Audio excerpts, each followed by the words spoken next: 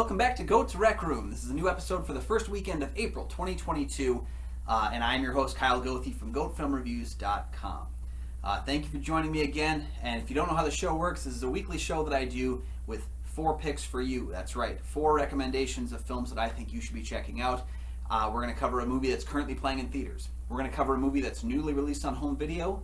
We're going to cover a movie that's available for streaming, and we're going to cover a classic film. These are 4 picks of my own that I'm going to be sending out your way if you need some recommendations for yourself. I try my best not to pick the same film in the same category, and I will continue to bring you new and diverse films. So if you haven't had a chance, you can check out the previous episodes as well. These are not time sensitive so much, but these are kind of just the newer ones that are available. So let's just start off right off the bat with my first pick of this week.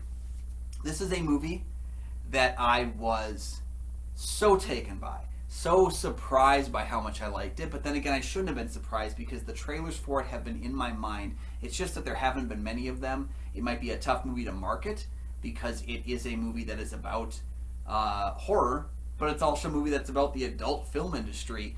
So this week my theater pick is Ti West's X. Just still playing in theaters right now. It's doing fairly well for itself, although if you're interested in checking out horror in movie theaters, go support it. We've not had a great year for horror movies or unique horror movies. I mean, if you're not Scream, you're not doing so well as horror in theaters right now. Studio 666, the Foo Fighters horror film, didn't do very well. It's out of theaters now. The Cursed, I think the werewolf movie, I didn't even get a chance to see it because it was out of my theaters so quick. And we also have which was a new film that was released, I think, the same weekend as X, and is not getting very good, press for one thing, but also not doing very well in the theaters. X has like a 90-something% on Rotten Tomatoes, so I'm not the only person who loves the movie. It's great, though. There's a couple nitpicks here and there, but overall, I think it's really interesting that Ti West found this connection between the adult film industry and the horror industry, especially back in the 70s, because they were both pariahs of filmmaking. And he found this steady kind of hold that the two of them have, which we've known for some time, but how closely knitted they were. And he presents a film that is meta, takes itself seriously but not too seriously, has fun with its own concepts. It does everything right. There's a couple nitpicks here, but very, very strong film all the way through. I actually have it second favorite film of the year behind Matt Reeves' The Batman, but I need to watch each one of them one time again because it might switch. That's how close they are for my first and second film of the year so far. Check out X. Yeah, there's sex scenes, there's nudity in the movie, but it's not as one way as you would assume. It is a horror film at its heart. It is a fun horror movie, and what's so captivating to me is how excited I am to see the follow-up, which has already been shot. During post-production of this, Ti West wrote and directed a prequel film that follows one of the characters decades prior that he's releasing called Pearl. It's already been filmed. It's in post-production right now, and I'm so excited to see that film in conjunction with X. Ti West is a movie maker that I really love. His movie The Sacrament. I like parts of House of the Devil. I like just a few parts of The Innkeepers. I really hate his Cabin Fever movie. I liked In the Valley of Violence, but I like them all just a little bit over the cusp of being okay to good. This is his best movie so far. At least of the ones I've seen, this is his best movie so far, hands down. Go see X in your local theater. It's doing okay in the cinema right now, but if you want to support horror, that's the movie you should be going to see. It's my second favorite movie of the year. Might be my first if I watch it again. X. All right, so my next pick is a movie that's newly available on home video. This was released recently on Blu-ray and DVD, and it is Jeffrey Robinson's Who We Are, A Chronicle of Race in America, I think is the title of it. I'm going to documentary pick this week. I saw this film back when it was in theaters. Now it's available on home video. And I think Who We Are is one of those movies that is very much like Ava DuVernay's 13th, where it breaks down systemic racism in our society and in our systems of government, in our systems of leadership, and shows really what these elements of foundational building in America that have been built to provide a racist upper hand to some cultures and a racist lower hand to other cultures.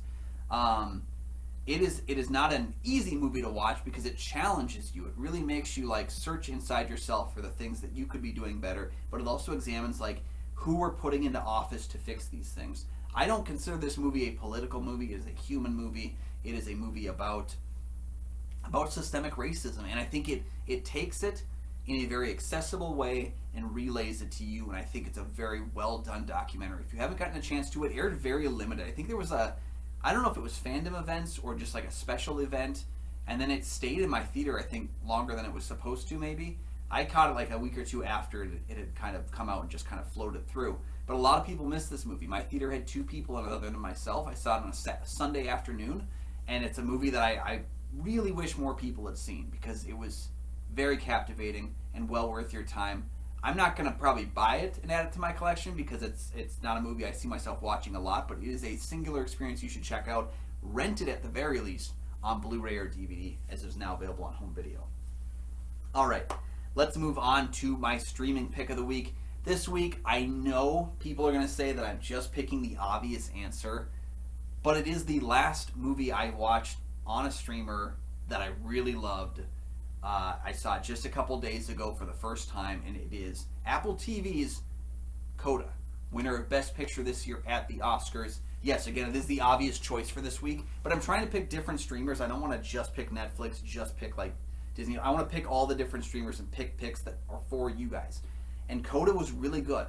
Is it the best film of the year? Personally, it's not in my top 10. Is it the best of the best pictures? Not to me, but it is a very well-made movie. It is a heartwarming movie. It's a film that doesn't feel overly saccharine, doesn't feel overly sweetened up. It's honest. It's also really funny, and it's a good family dynamic movie. That what I respect about it is not a movie about being deaf. It is a movie about a family dealing with family problems that also happens to have most of them being deaf. So like the title Coda, meaning child of deaf adults, doesn't feel like it's really hitting what the movie is about, to me at least. It is a movie about general family dynamics, coming of age story, but then it happens to have that layer of also Amelia Jones, our lead, is a speaking teenager, an English speaking teenager who has deaf family members that she has to kind of like wiggle in and out of that. And it examines, I guess, kind of the difficulty of that situation in a way I didn't expect it to, but it does it in an accessible way. And that's maybe why the film won, is it feels good to watch this movie. I think last year's Nomadland felt very downer. I think Parasite is an entertaining watch, but it is a downer of a watch too. A lot of recent Oscar winners have felt kind of down, and we've been through a lot in the past couple of years. So it's nice to have a movie that lifts up, that celebrates, that has fun, that's incredibly funny, also very sweet.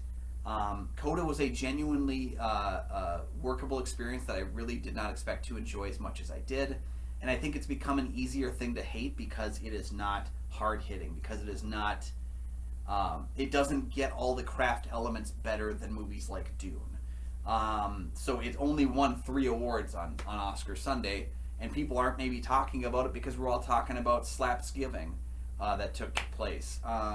But it's a movie that's well worth watching if you haven't had a chance. And you can get a free 7-day trial to Apple Plus. Not a sponsor of mine, but just letting you know. You can get 7 days of free Apple TV Plus, and then it's only $4.99 a month after that. I got the 7-day trial last year so I could watch Greyhound and Wolfwalkers, I believe. And Ted Lasso. I got the 7-day trial, watched all that in that time, and then skirted it. And then they gave me another 7-day trial again this year. So I used that to watch Coda. I'm going to use that to catch up on Ted Lasso again. And maybe I'll watch Tragedy of Macbeth one more time. But like, you can get a free 7-day trial. Decide if it's for you. There's a lot of really great stuff on there, though, so I think it's something worth potentially having. That's my streaming pick for today. Back to the classics, there's a film that celebrated its 50th anniversary in March of this year, and it's a movie. Again, this might be the simple answer. Fair enough, but there's a lot of people I know who have not seen the movie that I'm going to pick as my pick of classic movies, even though it's one of the greatest movies of all time. I'm talking about Francis Ford Coppola's The Godfather. This is my copy of it.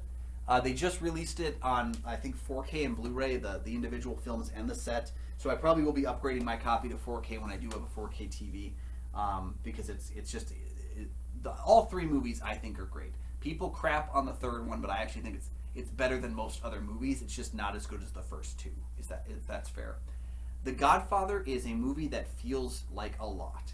When I showed it to my wife for the first time, she was not really excited to watch it with me because it's 3 hours long, it's 50 years old, and I think that's a lot to broach for certain people.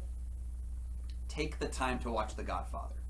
I know it's 3 hours long. I watched it when I was like 12, 13 years old, I think. And I'll be honest with you, I watched and finished the movie and I was like, all right, that's okay. I didn't love it the first time I watched it. But before I returned the movie to the rental store, we had rental stores back in the day. You'd get these DVDs, you had to bring them back in like 5 days. I watched that one first, and I remember thinking, it was okay. I don't really feel it. Whatever. It was well made. I don't really have an interest in seeing it again. Thankfully, I had this movie rented for 5 days. Because the next day I was like, I think I want to watch that again.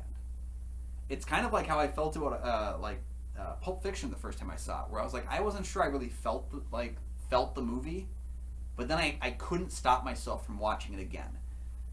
And I think that's kind of what really worked well for me, was that I ended up buying the Godfather trilogy on DVD, and I think I watched the second and third film for the first time after owning it because I was just so taken with the trilogy. The first movie is my favorite. I think it's better than Godfather Part 2. I think it's better than 3. It is a massive achievement in filmmaking. It's 2 hours and 50 minutes, but I'll say this. There are spots where you can pause the movie. I do think there are spots where you could pause and walk away, take an intermission, even pause for the night. I know a lot of people that watch The Irishman for the first time in segments because it's 3.5 hours. If watching a 3-hour movie feels daunting to you, there are places to pause. There is an excursion to, there's a character that leaves the country, pause at that point. There is, I guess when that character returns to the country, pause at that point. You can break the film down in sections, and I think it will work just fine for you. What's weird to me is the number of people that say I can't watch a 3-hour movie, it's too long, but then we'll watch an entire season of Stranger Things when it comes out, or the entire series of Pam and Tommy in like one night. It's the same thing. You just got to know when to pause, take your break, and come back. There's lots of movies. I know I'm one of those guys that wants to sit through an entire movie. That's why it took me so long to watch Zack Snyder's Justice League. Because I was like, I got to find 4 hours when I can watch this thing. And I'm just not excited about it. It took me a long time to sit down and watch it for 4 hours. And I ended up breaking it up. I watched half in the morning and half at night. It's okay. You'll be fine. You can sit through a 3-hour movie.